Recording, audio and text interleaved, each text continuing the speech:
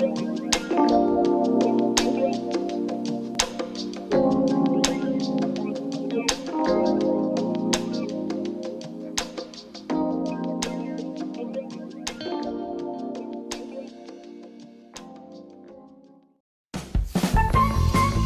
selamat datang kembali. Kali ini kita akan membahas tentang PHP Data Object, PDO. Kita akan berkenalan dengan apa yang namanya PDO. PDO adalah merupakan interface universal yang disediakan oleh PHP yang berguna untuk melakukan komunikasi antara PHP dan database server. Yang membedakan di sini adalah PDO tidak terikat dengan aplikasi database tertentu, sedangkan extension MySQL dan MySQL itu hanya terikat pada database MySQL saja. Maksud dari tidak terikat ini adalah sebagai berikut. Semisal kita ingin membangun sebuah aplikasi dengan PHP dan database-nya MySQL, lalu di kemudian hari kita diharuskan untuk migrasi ke database jenis lain, misalnya PostgreSQL atau SQL Server.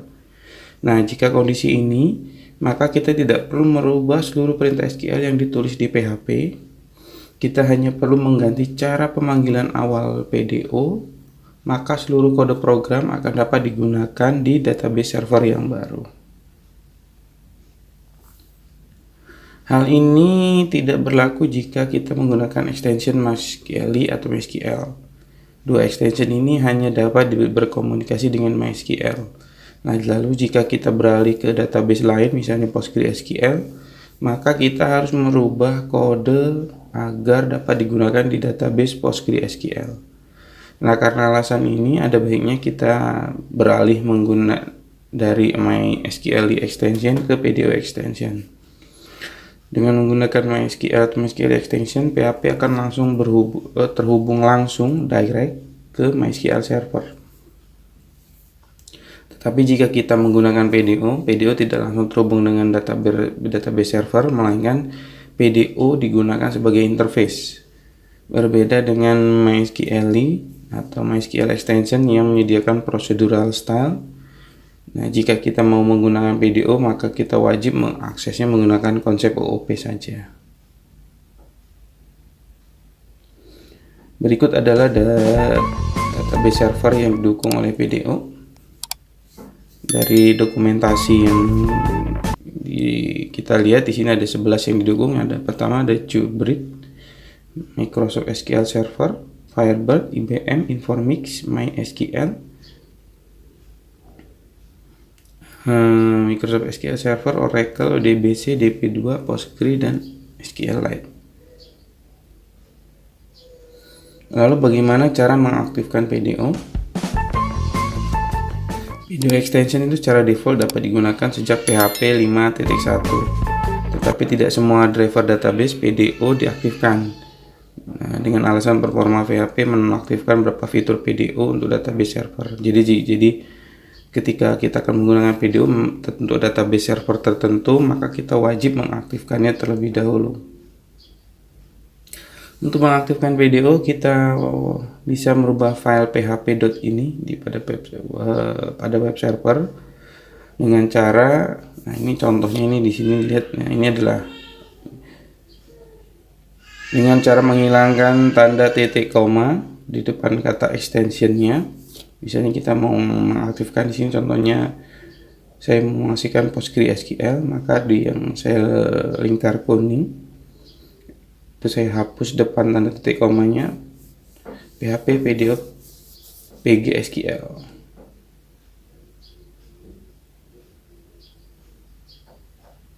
Lalu setelah kita hilangkan, lalu kita restart web server kita, lalu jalan kembali. Lalu kita untuk mengecek, nah di sini ada pakai perintah, di sini ada perintah untuk cek apa driver yang sudah tersedia di PDO-nya. Di sini coba kita buat namanya file check pdo.php. Kita print r pdo get available driver. Maka hasilnya akan dilihat di sebelah. Pertama kita cek akan MySQL otomatis aktif. Yang kedua tadi yang sudah kita aktifkan ada PGSQL, Lalu yang terakhir adalah SQLite. Ini adalah alamat dokumentasi resmi tentang PDO yang disiapkan oleh php.net. Jadi teman-teman nanti bisa misalnya ada perlu lihat dokumentasi resminya, bisa kunjungi alamat ini. Oke, sekian dari saya penjelasan dulu tentang PDO. Apabila ada pertanyaan atau ada yang ingin disampaikan, bisa tinggalkan di komentar. Nanti akan coba saya jawab satu persatu. Sekian dan terima kasih.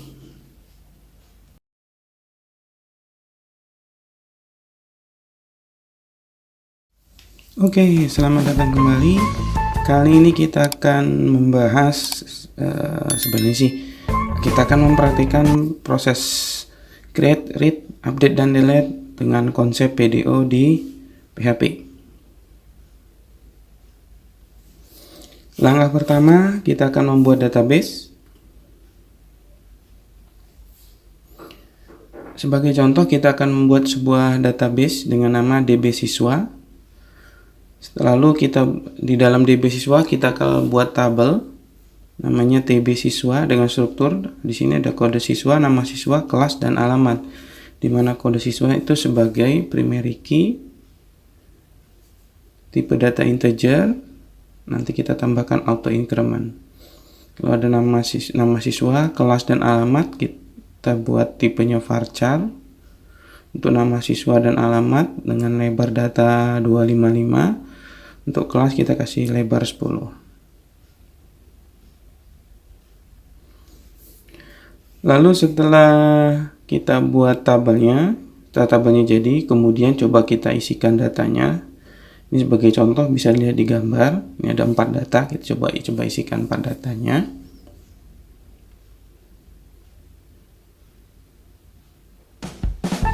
Lalu kita lanjutkan dengan membuat folder project di web server kita. Nah, ini setelah membuat database, sekarang kita persiapkan folder tempat project kita. Ini disesuaikan dengan web server yang digunakan dan sistem operasi yang masing-masing kita gunakan. Di sini saya menggunakan web server Apache dengan aplikasi SAM dengan sistem operasi Windows. Nah, di sini kita buat folder dengan nama siswa PDO. Nanti dalam project ini kita akan buat 4 file PHP, yaitu index.php, library.php, format.php, dan formedit.php. Lalu untuk tambahannya nanti dalamnya juga ada file bootstrap, bisa di-download di link berikut. Lalu nanti hasil downloadnya masukkan ke folder project kita. Nah, kira-kira tampil di dalam folder itu seperti ini misalnya nantinya. Ada folder bootstrap, ada file format, form edit, index, dan library.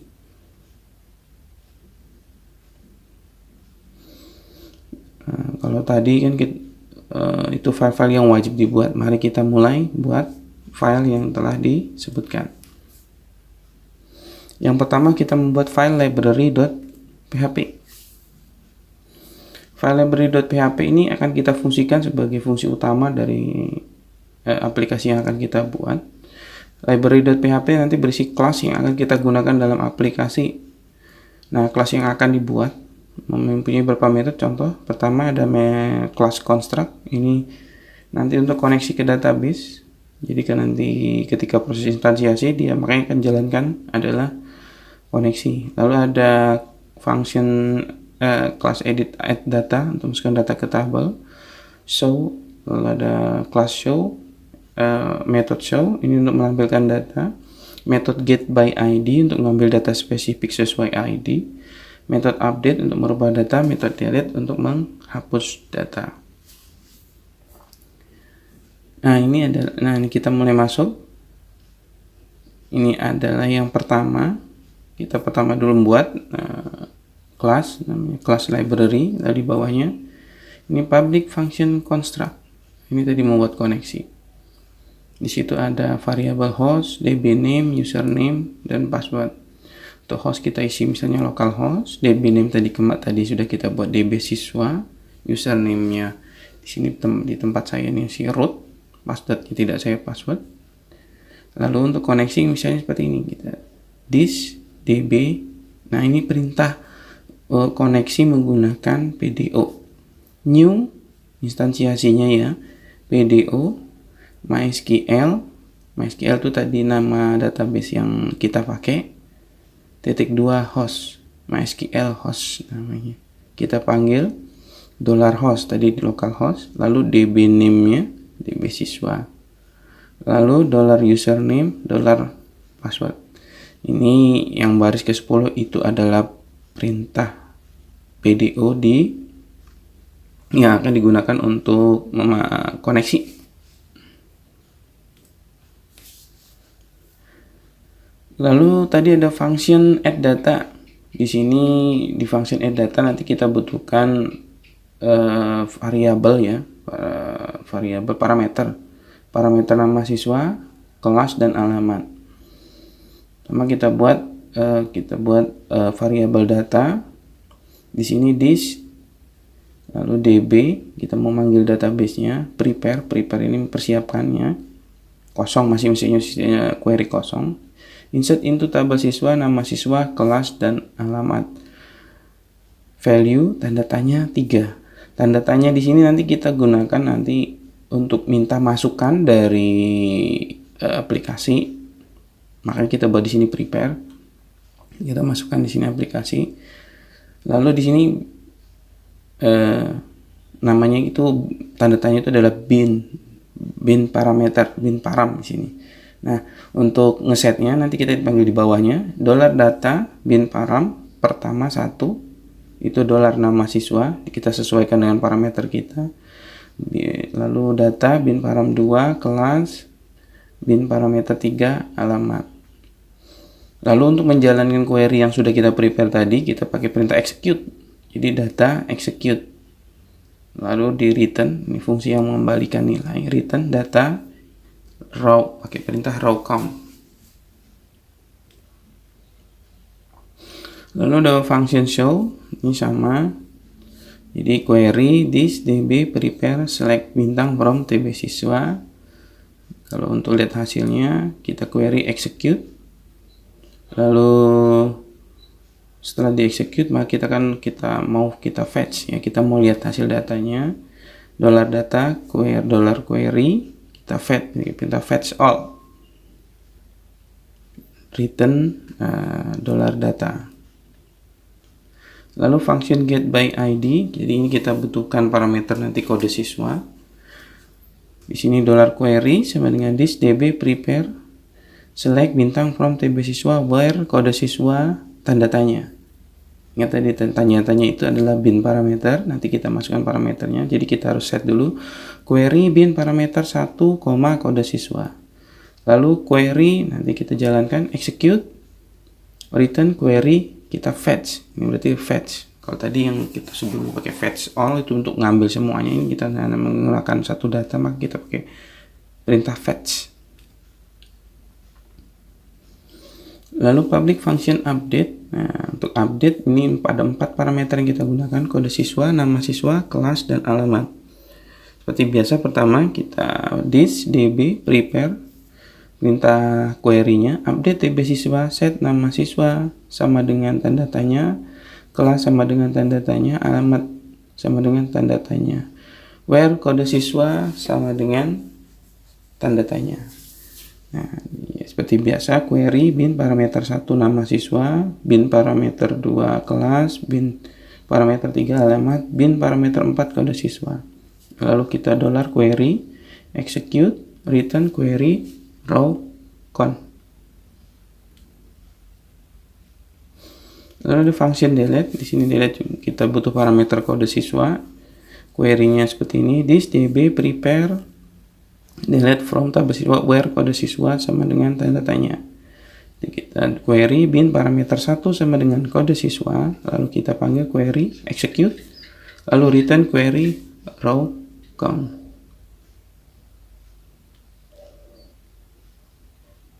File library sudah selesai, lalu kita buat file yang kedua. Ada file index.php, nanti digunakan sebagai fungsi tampilan halaman awal dari aplikasi yang dibuat. Index.php terdiri dari dua bagian besar, yaitu kode PHP yang digunakan untuk memanggil data agar bisa ditampilkan, dan kode HTML tempat untuk memanggilkan data yang sudah dipanggil oleh kode PHP. Ini adalah kode PHP-nya. Yang pertama kita butuh panggil include, jadi kita pakai perintah include library.php. Lalu kita buat variabel di sini $lib sama dengan new library. Berarti kita kelas library kita instansiasi, kita simpan di variabel $lib. Lalu kita buat variabel data siswa sama dengan $lib show. Jadi kita pakai perintah show ya. Jadi kita panggil untuk nampilkan. If iset, nah berarti kalau sudah di set $get hapus siswa, $kode siswa sama dengan get hapus siswa, $status hapus sama dengan $lib delete kode siswa. If status hapus, nah kalau sudah hapus, header location index.php. Nah ini adalah kode HTML-nya.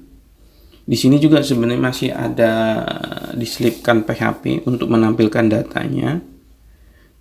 Untuk yang ininya, untuk tabelnya kita bisa lihat.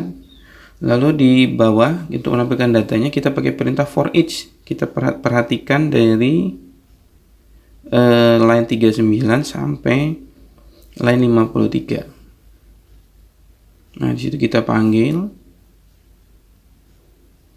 for each data siswa as a $row. Nah, kita panggil nomor $row. $nomor itu kita buat satu tuh, nanti itu sebenarnya untuk tulisan nomor di awal saja, itu untuk menghitung datanya. Menambahkan nomor 1, 2, 3 dan seterusnya. Row nama siswa nanti dia akan panggil dari query. Kelas juga seperti itu, row. Lalu yang di action di terakhir ada form edit siswa, nanti kita kalau mau untuk edit itu row kode siswa update. Lalu kalau untuk yang hapus di sini kita buat index.php hapus siswa sama dengan $row kode siswa, itu kalau mau dihapus. Di terakhir jangan lupa $no plus plus, berarti nanti ditambahkan, jadi itu untuk satu baris nomor nanti ditambahkan lagi, tambah satu terus. Lalu kita buat selanjutnya adalah form add PHP. Ini difungsikan sebagai halaman input ke database. Form add PHP sama seperti index tadi, ada dua bagian besar, ada kode PHP untuk menyimpan ke database, lalu ada kode HTML untuk menampilkan form untuk proses input. Ini script PHP-nya. Kita butuh file masih library, kita panggil include library.php, lalu kita buat variabel $lib new library, berarti kita instansiasi kelas library yang ada di library.php. If iset $post tombol tambah, kalau kita klik tombol tambah, maka nama siswa $post nama siswa kita ambil dari form dengan metode post, nama siswa, kelas dan alamat. Lalu $add status kita panggil $lib add data, fungsinya tadi add data nama siswa, kelas, alamat. If add status, jadi kalau sudah status yang benar sama, maka header location index.php itu kalau berhasil. Ini ada inputannya, adalah kode HTML-nya, bisa dilihat.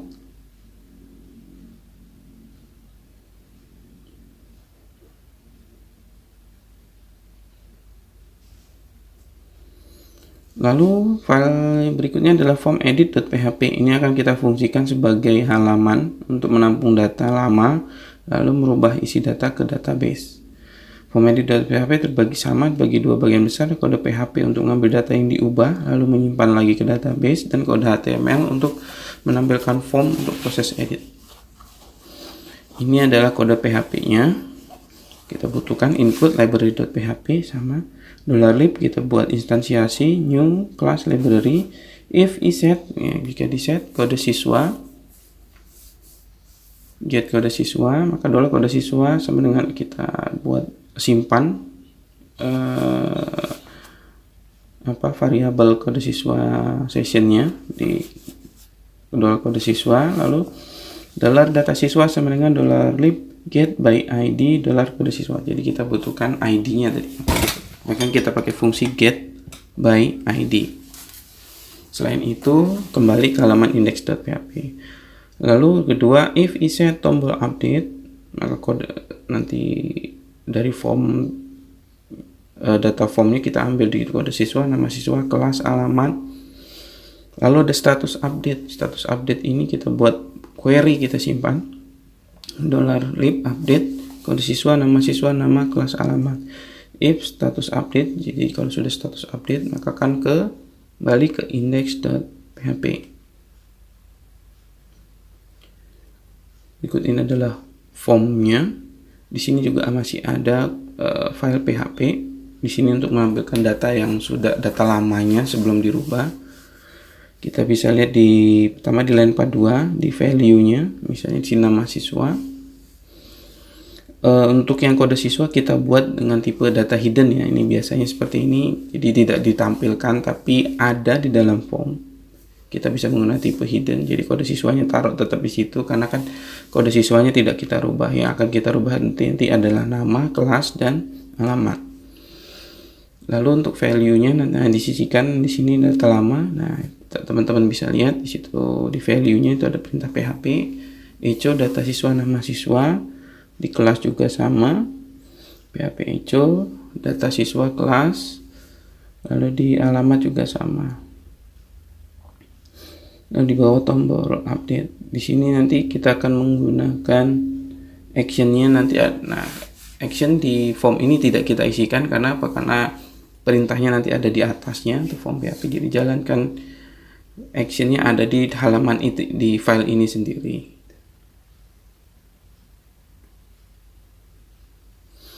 Nah, tadi sudah selesai membuat 4 file. Kita akan coba lihat hasil yang kita buat tadi. Silakan perhatikan.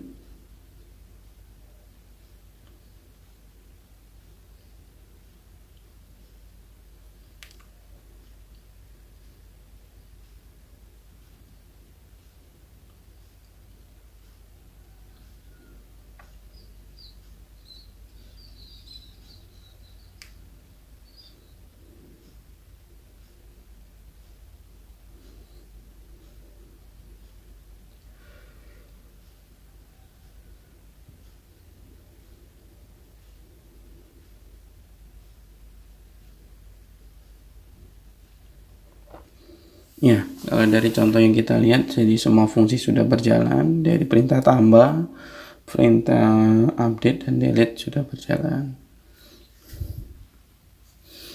Oke, sekian penjelasan untuk kali ini. Apabila ada pertanyaan, silakan tinggalkan di kolom komentar. Sekian dan terima kasih.